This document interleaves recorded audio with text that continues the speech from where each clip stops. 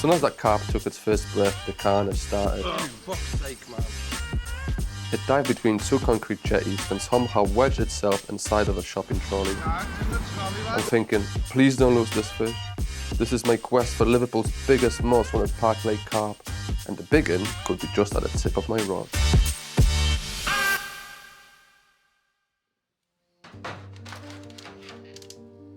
This journey didn't start as a mission to catch the big one, but as soon as I realised that the biggest fish in that lake is well over 30 pounds, I got obsessed with catching it. My fishing journey started over 20 years ago, with my Uncle Les, who has introduced me to fishing. We'd turn up at the local park lake with a tin of spam and a tin of sweet corn. We'd have a great fun catching barbel and tench, and even on a rare occasion, my uncle would catch a carp or two. It was definitely then when I caught the fishing bug. But I wasn't always what you call a carp angler. I preferred lure fishing for pike, just because it's more active. But as my physical health declined and I got diagnosed with EDS and fibromyalgia, it stopped me from fishing for about 5 years.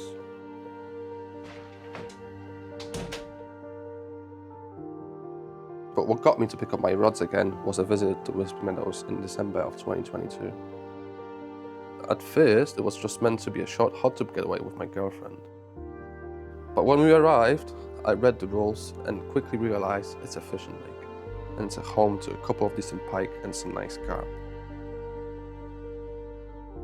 Unfortunately, I didn't manage to fish on that short visit, but the following year I invested in some carp gear and came back to give it another go, this time for carp. And although I didn't catch a carp, I did manage a PB pike at 14 pounds.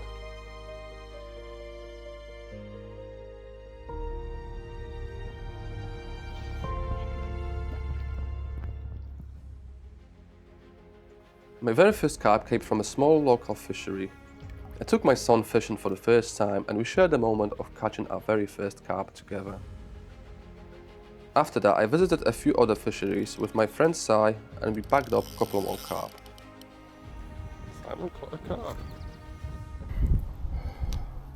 There we go.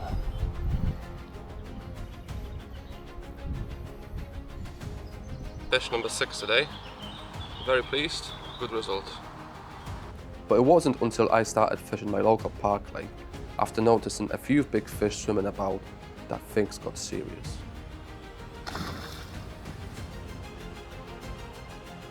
But as you can expect, being new to the world of carp fishing, I blanked for weeks. I didn't really know any local carp angler to get advice from.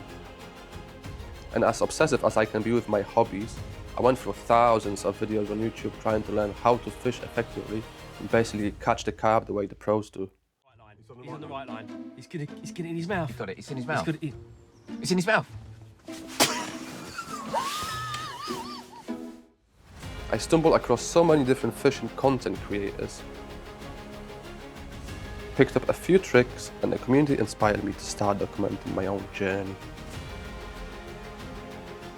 But back to the park lake. I'd fish in the daytime for a couple of hours here and there, and I'd blank every time, but I didn't give up. It wasn't easy to break that streak, but thanks to anglers sharing their experiences on YouTube, I started fishing more effectively. Then one session in May, it felt different. I'd located the fish and set up on a peg I'd see others catch from while I blanked. Around this area. So I've chucked one out there. I bought some ready-tied spinner rigs, paired them with a running lead clip, both from Corda, a bright yellow 15mm essential cell pop-up, and a small PVA mesh bag with boilie chrome and pellets with a splash of passion goo for extra flavour. At this point, I didn't know what lived in that lake or how big. I just casted the rods out hoping just to beat my PB.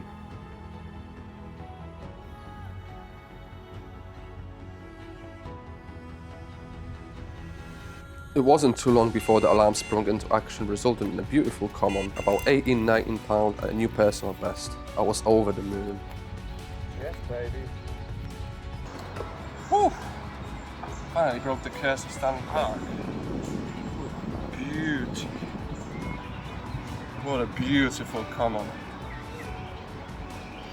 Let's get a weight. Let's get back in the water shop.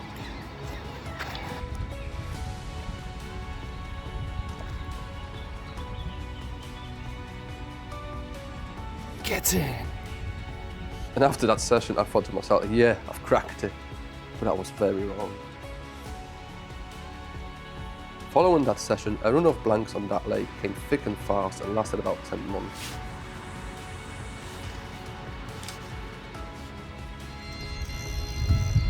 Almost everywhere else I'd go, I'd catch carp, but not there.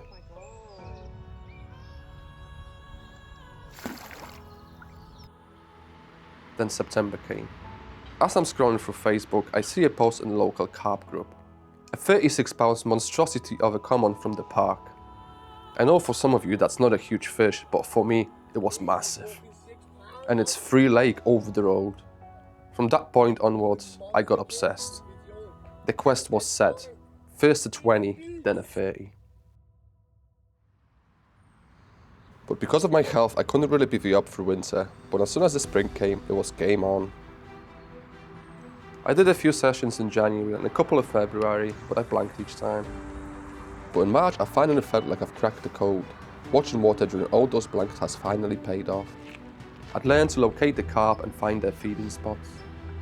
On that March session, after having a great success on my homemade pellets at Whitmore Fisheries, Whoa, what is it?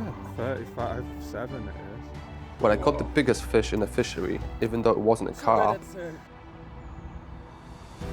I've decided to use my own bait with my own citrus syrup as a glue to duck my hook bait.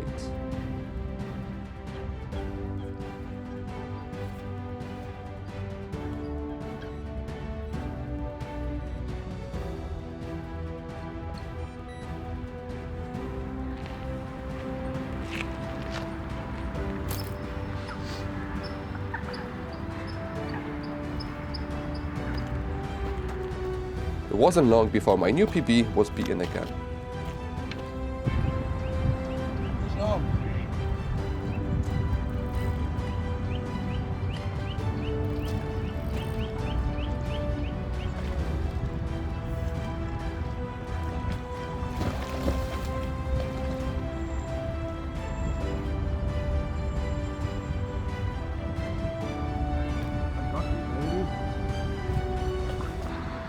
Showcase you.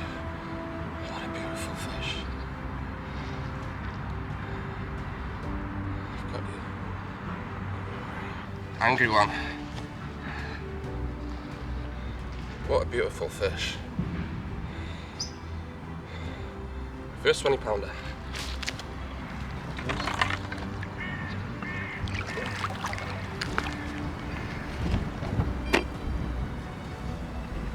Off he goes. Bosh! Not long after that session, I braved it and managed my first 24 hours in the park. I blanked and went home disheartened. A few day sessions later, I finally got back on some more fish.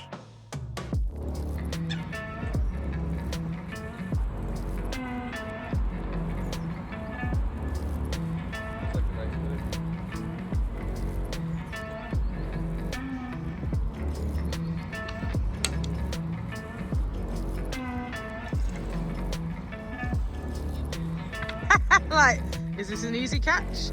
Is this a hard catch? This is a hard catch. So I mean, I don't know what question, so it's a big one.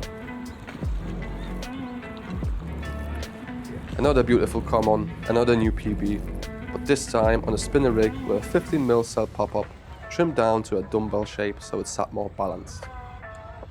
22 pounds. What a chunk from Stanley Park. Cool. Beautiful fish.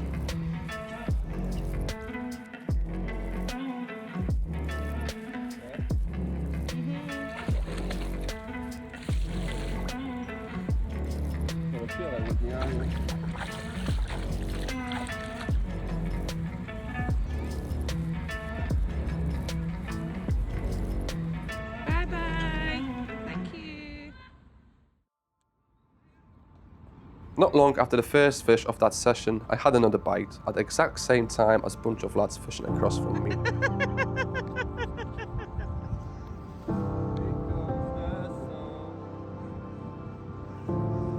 must have a big one because he still hasn't brought it in. Yes, yeah.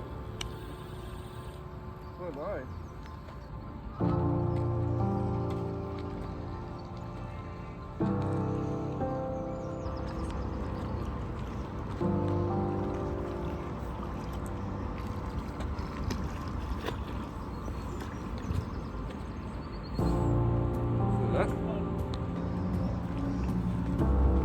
Oh, that's big. My fish turned out to be my new PB at 23 pounds.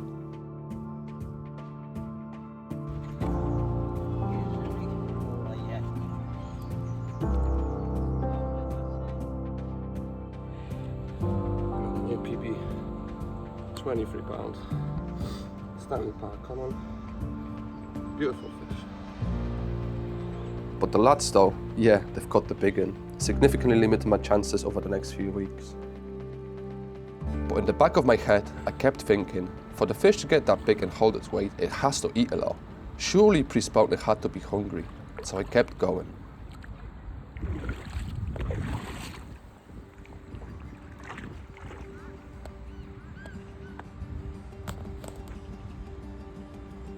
This one hasn't cooked on me.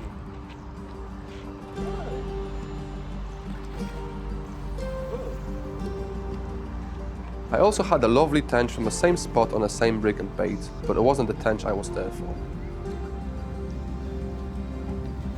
You're pretty. Isn't it?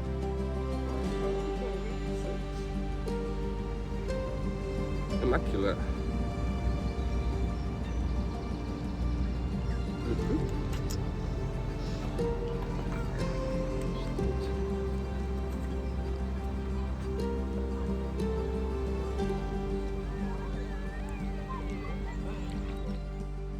The next day, the peg I fished was busy, so I set up on the opposite bank.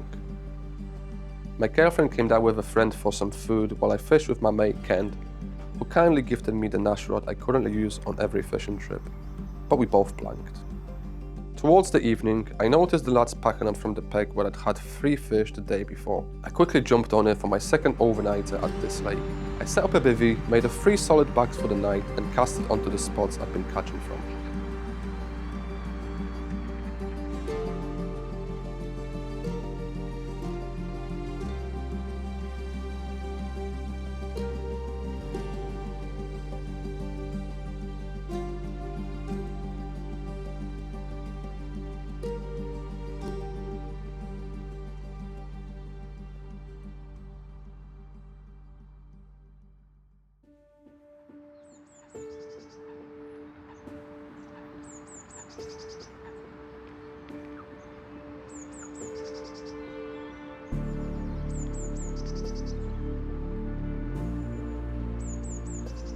The next morning I woke up early to a beautiful sunrise and a misty lake, but no bites.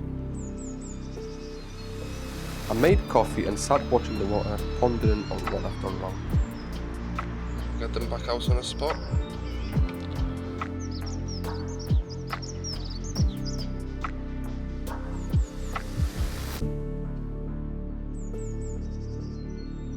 By 8 AM the sun was warm in the bay I was fishing, so I switched back to the same approach from the last successful session.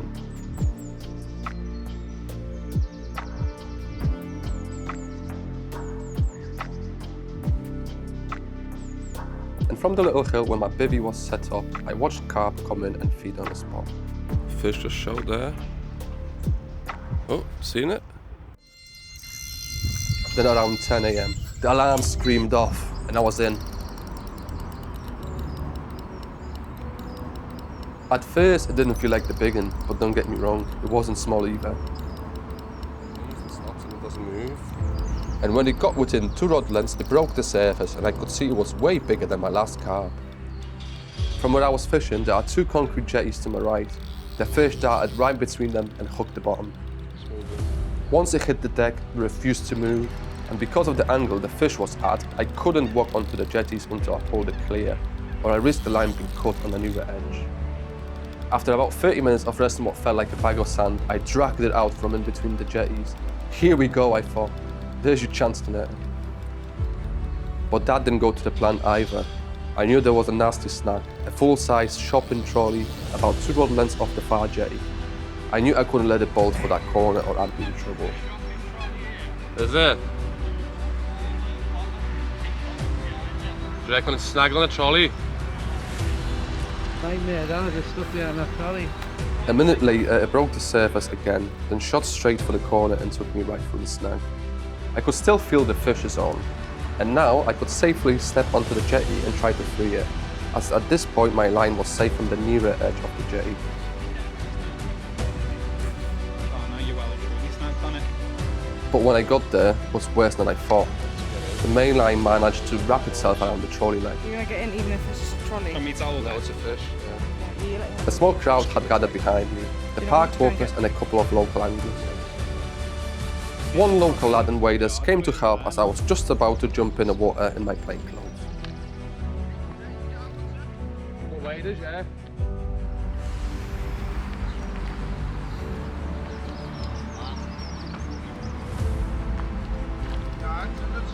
Is it? Yeah, man, where one sec. The fish is in the fucking trolley. Oh, it's gonna Yeah, come it's out. on video. It's gonna come out. I'm confused. He has the Fish fish is on the in the trolley. trolley. Oh, The jokes. fish is in the trolley. I love that. That's started out. You went shopping, yeah? I went to the shop and got myself a fish. It's still in it. He's letting it out. He freed the line, then lifted the trolley, and the fish was actually inside of the trolley. He opened it, the carps come out, and it was still on. Yeah, it's moving. Go on, good. Oh, Yeah, it's a big one. I'll get down there. I got the rod passed back to me and carried on with the fight.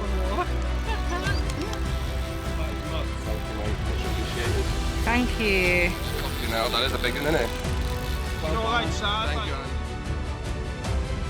But by now, it had been over an hour, and we thought the fish would be tired.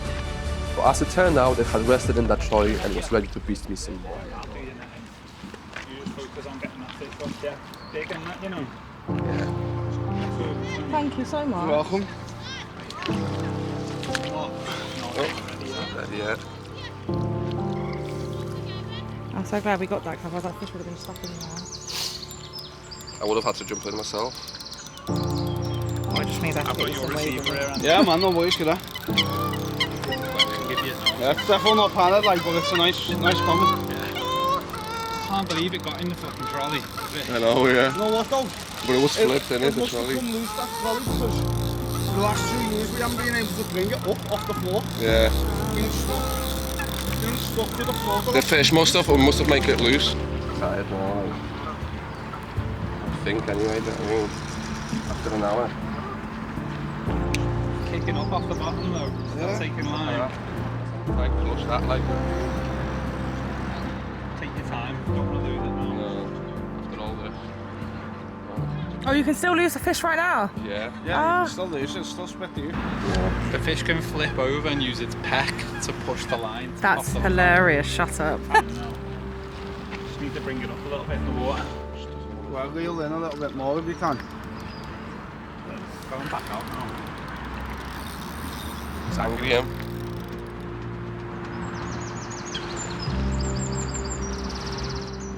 First one you've had all night, yeah? Yeah.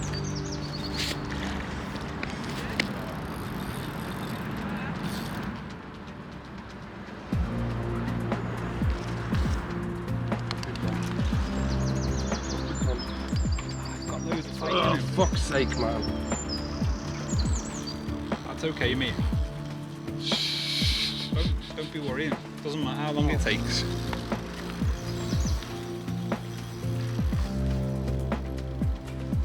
Now we're livening up now, though. Yeah. I mean, I'm watching them on the bridge. The males are chasing.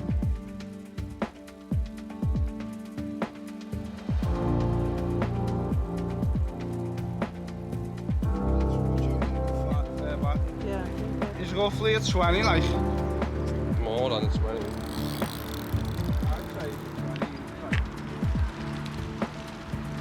How is it holding the ground that much? That's what I'm saying. Staying so low in the water.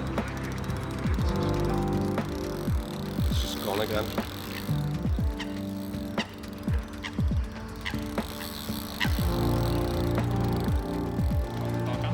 Sign, you know. It's over.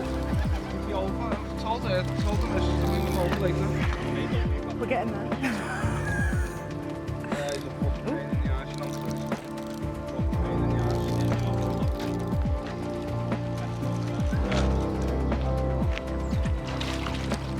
Now, again. Just doesn't want to be there, does he? Should have stayed in the shore. Pulley it where it says up now.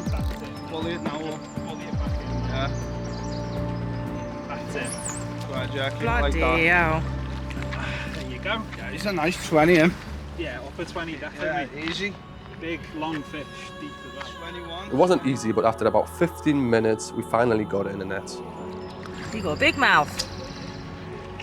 It looked huge. It was definitely the biggest carp I'd caught or ever seen in person. Look at the size of that.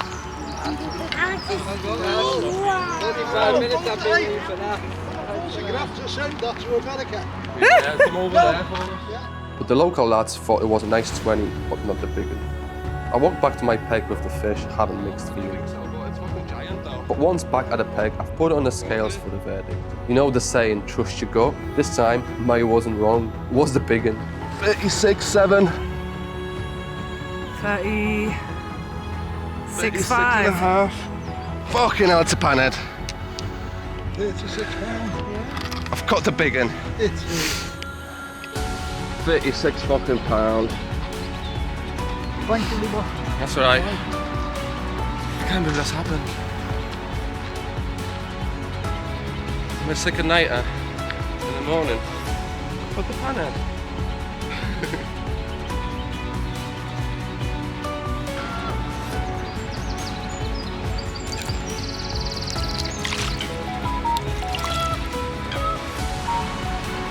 Biggest fish of my life.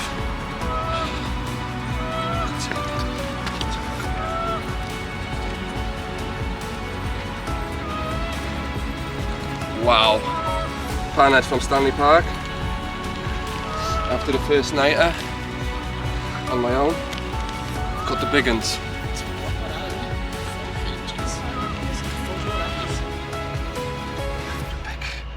Look at that. What a fish off the park. 37, 38, 35, we don't know yet. I'm gonna give it away. I'm gonna put our scales in a minute. Find out. We're gonna send him on his way. It's a beauty.